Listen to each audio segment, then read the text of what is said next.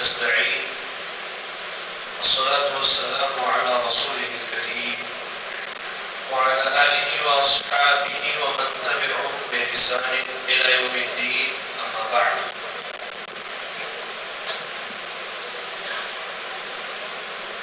معزز و مکرم مصلیان کرام، دلوں کی اصلاح کے تعلق سے ہمارے درس کا سلسلہ چل رہا ہے، اور گزشتہ درس میں میں نے آپ کو یہ بتایا تھا کہ جیسا کہ اللہ رب العالمین کا ارشاد ہے یوم لا ينفع مال ولا بنون الا من اتى الله بقلب سلیم، سورۃ الشعراء کی آیت نمبر 88 اور 89 میں کہ قیامت کے دن نہ مال فائدہ دے گا نہ اولاد فائدہ دے گی، ہاں جو شخص قلب سلیم لے کر کے آئے، ایسا دل لے کر کے آئے جو ہر قسم کی خرابی سے، ہر قسم کی برائی سے پاک ہو، تو اس کا یہ دل قیامت کے دن اسے فائدہ پہنچائے گا۔ امام ابن ماجہ رحمہ اللہ نے اپنے سنن کے اندر عبداللہ ابن عمرو ابن عاص رضی اللہ تعالی عنہ سے ایک روایت نقل کی، کہتے ہیں اللہ کے نبی صلی اللہ علیہ وسلم سے پوچھا گیا ای الناس افضل، اے اللہ کے رسول صلی اللہ علیہ وسلم لوگوں میں سب سے بہتر، سب سے افضل انسان کون ہے؟ اس طرح کے سوالات اکثر نبی صلی اللہ علیہ وسلم سے کیے جاتے تھے، اور آپ لوگوں کے حالات اور معاملات دیکھ کر کے جواب دیتے تھے۔ پوچھا گیا کہ لوگوں میں سب سے اچھا، سب سے افضل کون ہے؟ آپ نے کہا کل مخموم القلب و صدوق اللسان، ہر وہ شخص جو مخموم القلب ہو اور سچی زبان والا ہو۔ صحابہ نے کہا صدوق اللسان تو معلوم ہے، جو آدمی سچ بولتا ہو یہ لوگوں میں اچھا ہے، یہ مخموم القلب کیا ہے؟ اللہ کے نبی صلی اللہ علیہ وسلم نے کہا التقی النقی، یعنی ایسا شخص جس کا دل ہر قسم کے گناہ سے پاک ہو، ایسا شخص جس کا دل ہر قسم کے حسد سے، بغض سے، کینہ سے بالکل صاف ستھرا ہو، تو یہ آدمی اللہ کے نزدیک سب سے بہترین آدمی شمار کیا جاتا ہے۔ تو پتہ چلا کہ دو صفات جس کے اندر ہو وہ آدمی اللہ کے نزدیک سب سے بہترین ہے۔ پہلا وہ کہ جس کی زبان سچی ہو، اور دوسرا وہ جس کا دل ہر قسم کے گناہ سے پاک ہو۔ میرے بھائی یاد رکھیں، گزشتہ کل کے درس میں ایک بات بتائی گئی تھی کہ جب تک بندے کا دل صحیح سالم نہیں ہوگا تب تک اللہ سے اس کی ملاقات صحیح سالم ملاقات نہیں ہوگی۔ اور دل صحیح سالم کب ہوتا ہے؟ جب وہ ہر قسم کے شرک سے اور کفر سے پاک ہو، ہر طرح کے نفاق سے پاک ہو۔ ایسے ہی دل صحیح سالم اس وقت ہوتا ہے جب دل گناہوں سے محبت نہ کرے۔ یہ یاد رکھیں، آج ہمارے نوجوانوں کی جو ایک بہت بڑی خرابی ہے ہم نوجوانوں میں، وہ یہ ہے کہ انسان گناہ کرتے کرتے گناہوں سے محبت کرنے لگتا ہے۔ بغیر گناہ کیے بندے کے دل کو اطمینان نہیں ملتا ہے۔ یہ دل قلب سلیم نہیں ہو سکتا ہے۔ قلب سلیم، صحیح سالم دل وہ ہے جو گناہوں سے محبت نہ کرے، بلکہ وہ ہر قسم کے حسد سے، ہر قسم کے کینہ سے اور برے اخلاق سے بالکل پاک ہو۔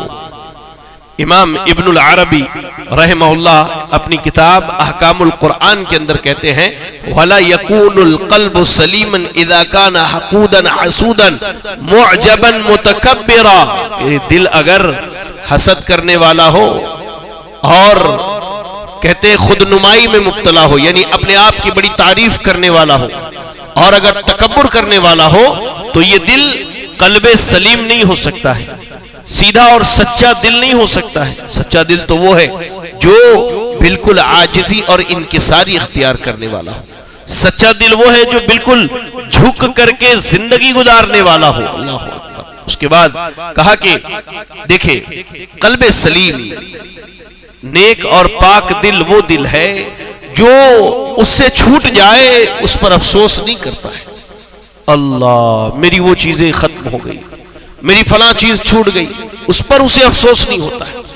اور نہ ہی جو آنے والی ہے اللہ کی نعمتیں اس کے بارے میں وہ دھوکے میں مبتلا ہوتا ہے، اور نہ ہی اس کے پاس جو موجود ہے اسے دیکھ کر کے وہ کہہ لیجئے کہ خودنمائی میں مبتلا ہوتا ہے، بلکہ قلب سلیم وہ ہے وہ اللہ کی ہر نعمت پر اللہ رب العالمین کا شکر ادا کرتا ہے۔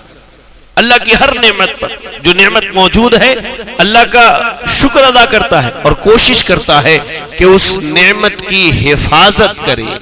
جو چھوٹ گیا اس پر صبر کرتے ہوئے اللہ تعالیٰ سے دعا کرتا ہے۔ اللہ نے ایسے لوگوں کی صفت بیان کی، سورہ آل عمران آیت نمبر 126 کی تلاوت کیجیے۔ اللہ نے کہا وَمَا جَعَلَهُ اللَّهُ إِلَّا بُشْرَى لَكُمْ وَلِتَطْمَئِنَّ قُلُوبُكُمْ بِهِ۔ اللہ نے ان ساری چیزوں کو تمہارے دل کے اطمینان کے لیے بنایا ہے، یعنی جو نعمتیں موجود ہیں، اللہ نے صحت کی نعمت دی ہے، اللہ نے روزہ رکھنے کی نعمت دی ہے، اللہ نے تراویح پڑھنے کی نعمت دی ہے، اللہ نے دروس میں بیٹھنے کی نعمت سے نوازا ہے۔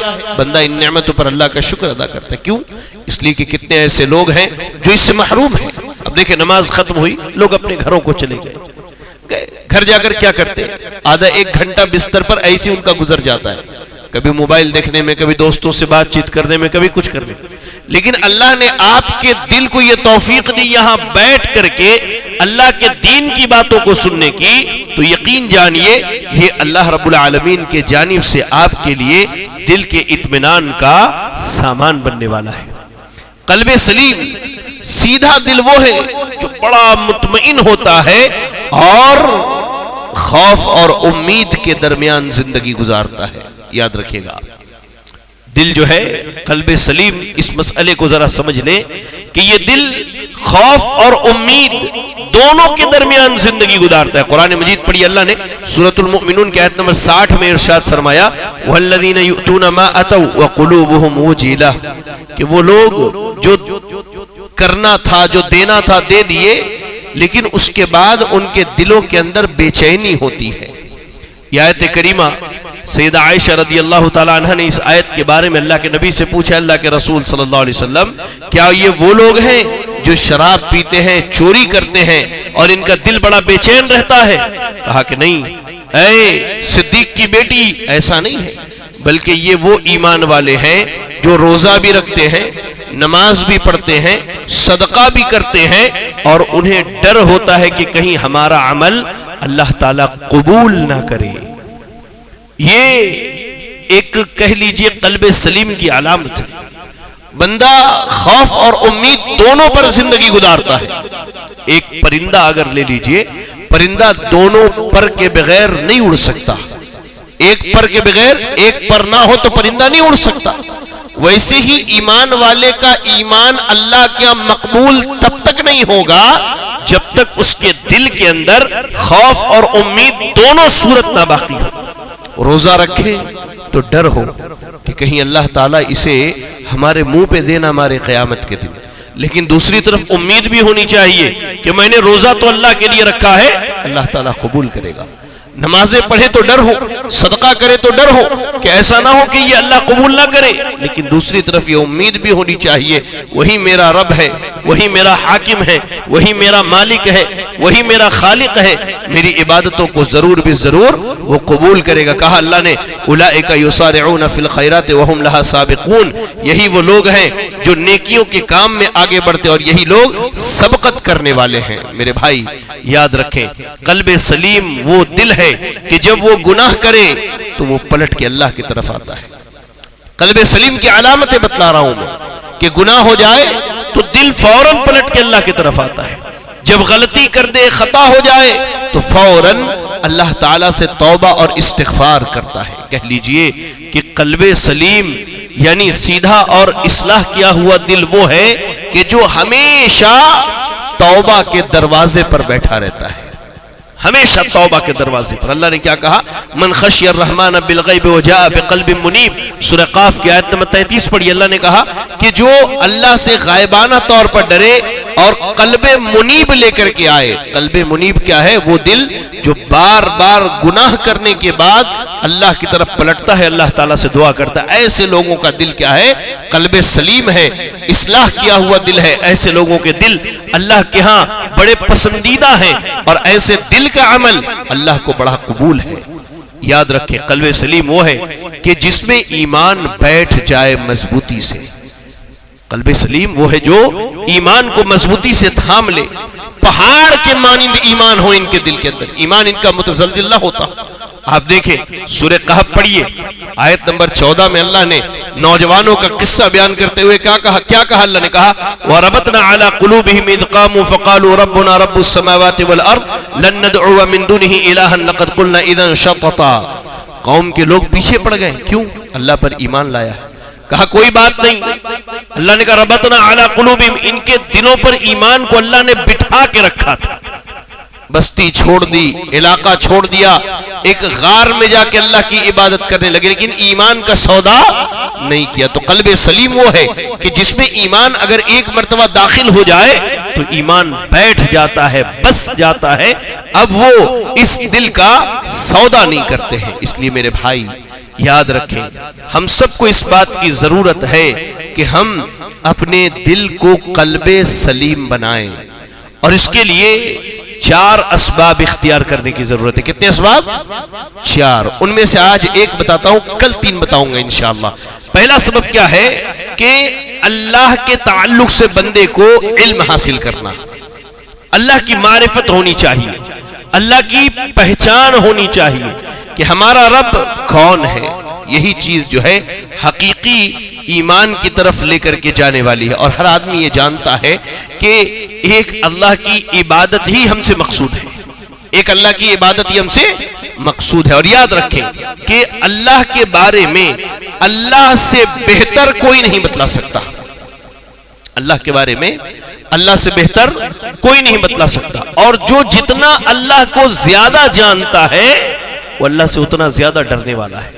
امام احمد بن عاصم رحمہ اللہ نے ایک قاعدہ بیان کرتے ہوئے کہا من کان باللہ اعرف کان للہ اخوف، جو جتنا زیادہ اللہ کو جاننے والا ہے وہ اتنا ہی اللہ تعالی سے ڈرنے والا ہے۔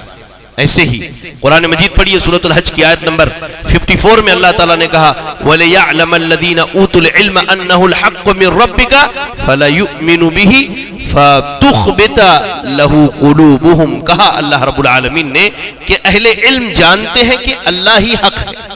اہل علم یعنی جو اللہ کے بارے میں جانتے ہیں، جنہیں اللہ کی پہچان ہے، جو اللہ کی معرفت رکھتے ہیں، تو وہ جانتے ہیں کہ اللہ تعالیٰ ہی حق ہے، اور وہ اللہ پر ایمان رکھتے ہیں، اور ان کے دلوں کو کہہ لیجئے کہ اللہ نے اس کے لیے مامور کر دیا ہے، اللہ نے اس امر کے لیے نرم کر دیا ہے میرے بھائی۔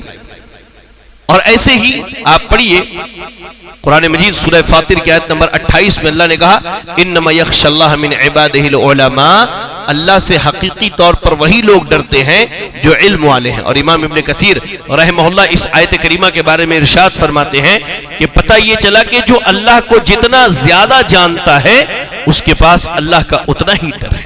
تو اگر ہم چاہتے ہیں کہ ہمارا دل قلب سلیم ہو جائے، وہ دل کہ اس کے عمل کو اللہ قبول کر لے اور اس دل سے اللہ محبت کرے، اور یہ دل جب اللہ سے ملاقات کرے تو مطمئن ہو، تو ہمیں سب سے پہلے اللہ کے بارے میں جاننا ہوگا، اللہ کی معرفت حاصل کرنی ہوگی، اللہ تعالیٰ کو پہچاننا ہوگا، اور اس کے لیے قرآن مجید کی تلاوت کرنا، اس کے ترجمے کے ساتھ قرآن مجید کی تلاوت کرنا، اس کے معنی اور مفہوم کو سمجھ کر کے، اور اللہ کی جو مخلوقات ہیں، یہ انسان، یہ کہہ لیجئے کہ یہ پہاڑ، یہ درخت، یہ آسمان کے ستارے، ان سب کے بارے میں اگر بندہ غور کرے تو شاید اس کا دل اس بات کے قبول کرنے پر آمادہ ہو جائے کہ واقعی اللہ تعالی حق ہے اور اللہ رب العالمین کے علاوہ کوئی اور چیز یا کوئی اور شے عبادت کے لائق نہیں، اور وہ بندہ اللہ سے ڈرے بھی۔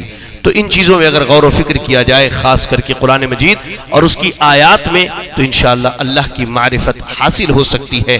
دعا کریں اللہ سے کہ اللہ تعالی ہمیں اس کے ذات و صفات کے تعلق سے معرفت حاصل کرنے کی توفیق عطا فرمائے۔ اللہ ہمارے دلوں کو قلب سلیم بنائے، آمین۔ وآخر دعوانا ان الحمد للہ رب العالمین۔